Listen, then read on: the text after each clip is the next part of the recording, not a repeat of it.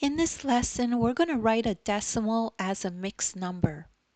So if we have a problem like this one that says write 5.7 as a mixed number.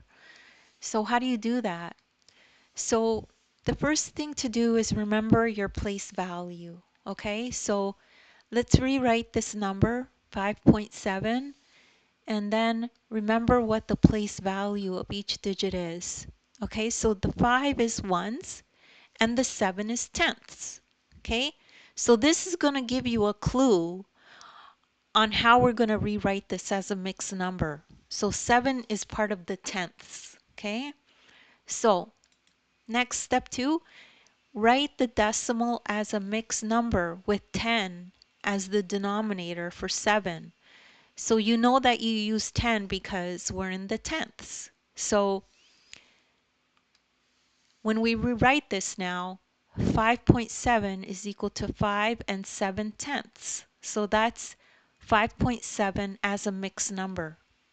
This is the mixed number. And if this was something that could be divisible still, you would have to reduce it.